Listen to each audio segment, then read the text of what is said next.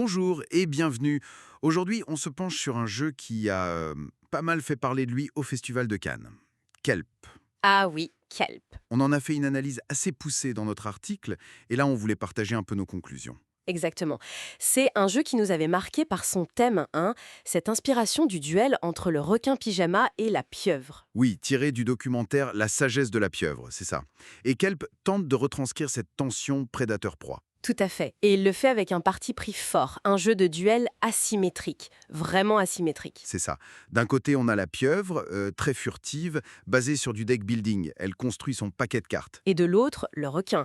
Lui, c'est la traque, la chasse. C'est du backbuilding. Il améliore les dés qu'il va piocher dans son sac. Et visuellement, il faut dire, on avait trouvé ça très réussi dans notre article. Les illustrations, le plateau qui t'immerge bien. Oui, les tuiles aussi, un peu style Mahjong, la figurine du requin, c'est soigné. Bon, l'objectif aujourd'hui, c'est de revenir sur ce qu'on a écrit, les points forts qu'on a identifiés, mais aussi les points un peu plus faibles de Kelp. C'est ça. Et petit rappel important, notre article, c'est notre avis personnel, hein. Le jeu, on l'a acquis nous-mêmes. Transparence totale là-dessus. Alors, entrons dans le vif du sujet. Ce qui nous a le plus frappé, et on insistait là-dessus dans l'article, c'est cette asymétrie. C'est pas juste un thème. Ah non, c'est fondamental. Le gameplay, les objectifs, même le rythme de jeu et les sensations, tout est différent si on joue requin ou pieuvre. Carrément. Le requin, c'est plus direct, chasse, pression, attaque avec les dés. Oui, une approche très frontale. Alors que la pieuvre, elle, est dans la survie, la planification, la ruse. Elle développe son jeu, pose des pièges, essaye de manger sans se faire repérer. Deux salles, deux ambiances, quoi. Si on regarde la pieuvre plus en détail, son jeu tourne autour de son deck de cartes. C'est ça le moteur. Oui.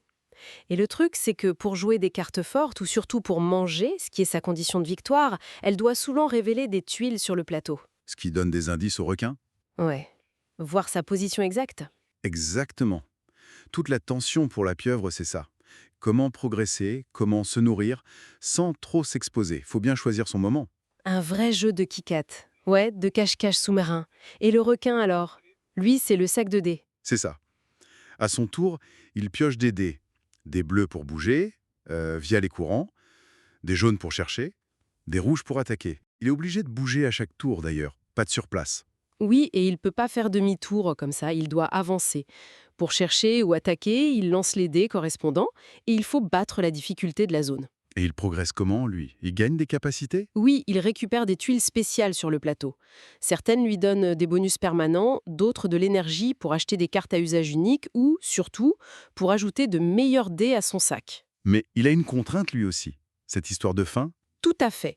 Chaque attaque, chaque achat de cartes un peu puissant, ça fait monter sa piste de fin. Si elle arrive au bout, il a trop dépensé d'énergie, il perd la partie. Donc il doit gérer son agressivité et sa montée en puissance. C'est pas juste je fonce et j'attaque. Non, il y a un équilibre à trouver. Une course contre la montre pour lui aussi, en quelque sorte. Et quand il se trouve, quand le requin lance une attaque, comment ça se résout? On parlait dans l'article d'un système un peu Shifumi.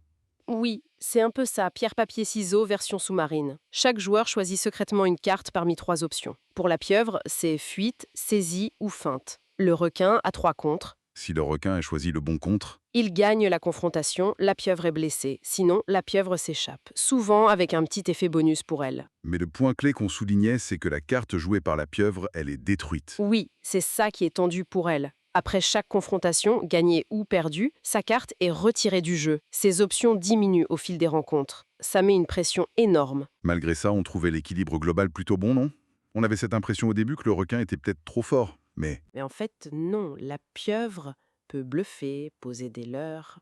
Et le requin, surtout au début, il n'a pas beaucoup de dés d'attaque et réussir ses jets de recherche ou d'attaque, c'est pas garanti.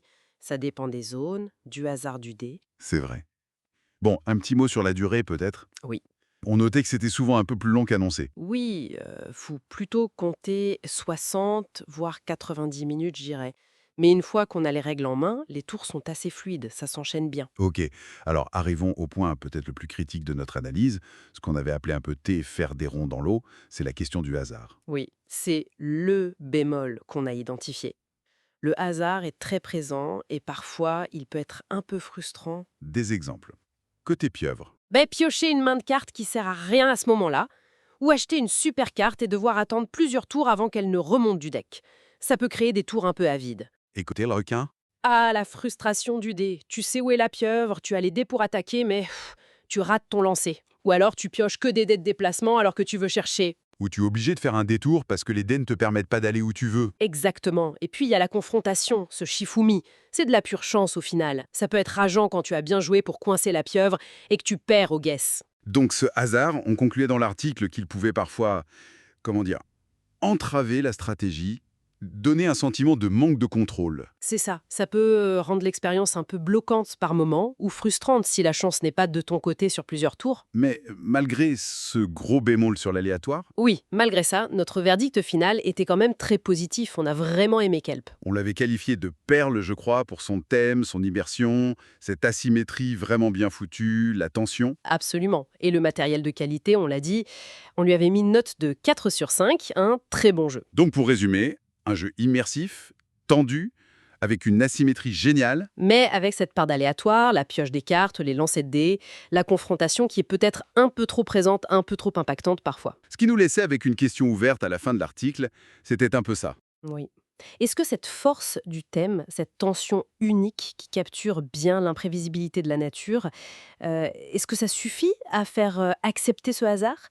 Voire est-ce que ce hasard fait partie intégrante de l'expérience voulue? Ou est-ce qu'au contraire, cet aléa finit par diluer un peu la profondeur stratégique qu'on pourrait attendre et génère plus de frustration qu'autre chose? C'est une bonne question, je pense. Et la réponse dépendra sans doute pas mal des joueurs. Voilà qui laisse matière à réflexion. Merci beaucoup pour cet échange. Merci à toi.